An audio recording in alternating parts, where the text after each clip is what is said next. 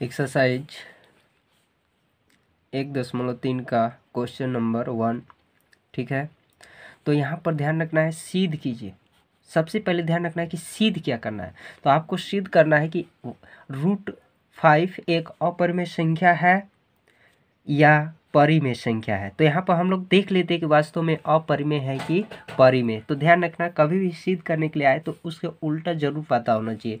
तो अपरिमेय का अपोजिट जो होता है परिमेय होता है। ठीक है, तो यहाँ पर हम लोग मान लेते हैं कि √5 जो है परिमेय संख्या है। ठीक है, तो चलिए मान लेते हैं हम लोग। तो लिखेंगे माना कि √5 एक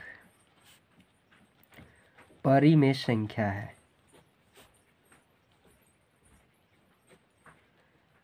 तो जब परिमेय मान लेते हैं तो परिमेय का परिभाषा याद होगा कि वैसी संख्या जिन्हें P/Q के रूप में लिखा जा सके, जिसका HCF मान 1 होता है, उसे परिमेय संख्या कहते हैं। ठीक है, तो यहाँ पर लिख लीजिए जहाँ P और Q क्या है, सह अभाज्य संख्या, अर्थात HCF कितना होना चाहिए, 1 होना चाहिए, सह अभाज्य संख्या है। ठीक है, तो अब देखिए, तो कभी भी √5 हो या √3 हो या √7 हो, केवल अगर रूट में आता है, केवल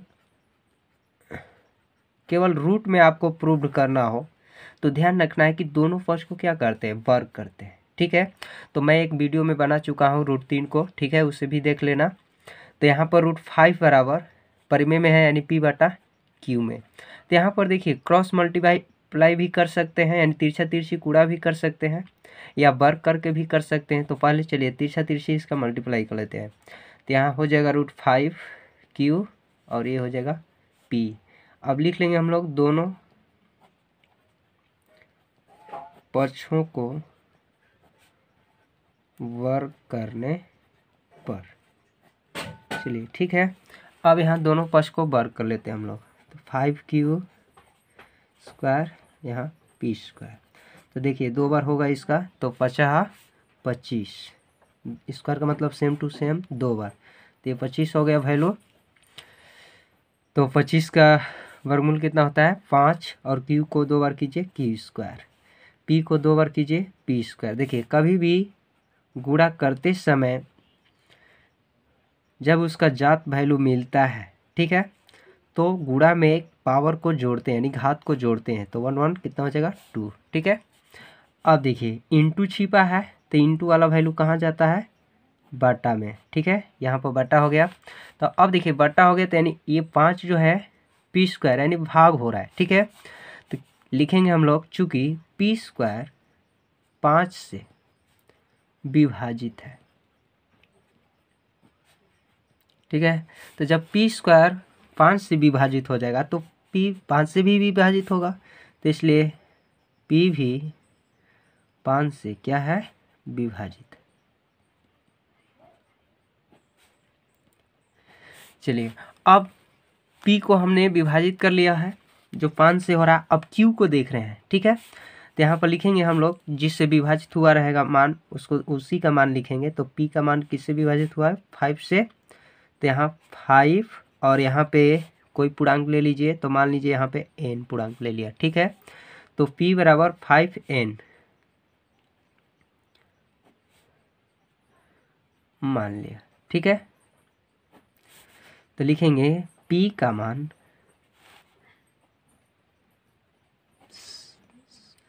समीकरण 1 में रखने पर। क्यों 1 में रखना है, क्योंकि P को तो देख लिए, अब Q को देखना है कितने से उभयनिष्ठ हो रहा है। ठीक है, तो यहाँ पर P का मान जो है समीकरण 1 में रखने पर, तो मान लीजिए ये समीकरण 1 हो गया।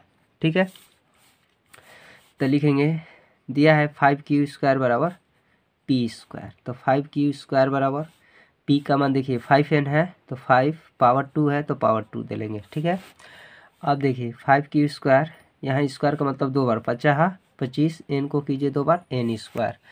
अब देखिए इंटू छिपा है, कहाँ चल जाएगा, बाटा में। तो ध्यान रखना है किसको बाटा में करना है, ये मेन पहले ध्यान रखना है। तो देखिए यहाँ पर तो क्यू स्क्वायर को विभाजित करके देखना है, तो यहाँ पे 5 ही रहेगा और यहाँ वैल्यू जो है 25 जो है कहाँ चल जाएगा, इनटू में। ठीक है, तो यहाँ पर मान जो हो गया आपका n ही होगा। तो यहाँ पर देखिए 50 यानी कि स्क्वायर बाटा में 5 बराबर n हो गया। तो अब देखिए लिखेंगे बटा हो गया यानी भाग हो रहा है, तो क्यू स्क्वायर 5 से क्या है, विभाजित है। जब स्क्वायर विभाजित होगा तो इसलिए क्यू भी होगा, क्यू भी 5 से क्या है, विभाजित है। ठीक है, तो यहाँ पर ध्यान रख लिए हम लोग। तो यहाँ पर देख रहे हैं जो भी है 5 से दोनों विभाजित हो रहा है, पी भी और क्यू भी। तो आपको पता है कि परिमेय का मतलब होना चाहिए एचसीएफ उसका मान 1 आना चाहिए, लेकिन इसमें कितना आ गया, 5 आ गया। ठीक है, तो यह आपका परिमेय है नहीं। तो यहाँ पर हम लोग लिखेंगे, पहले क्या लिखेंगे, पी और क्यू 5 से विभाजित है। ठीक है, जिसका उभयनिष्ठ गुणनखंड कितना है, 5 है।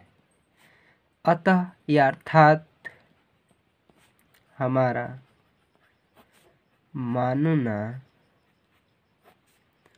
गलत सिद्ध हुई कि √5 एक परिमेय संख्या है।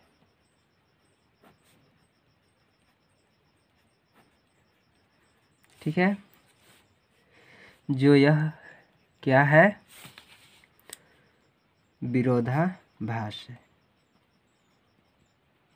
जो माने उसका ये क्या है, उल्टा है। ठीक है, इसलिए √5 एक क्या है, अपरिमेय संख्या है।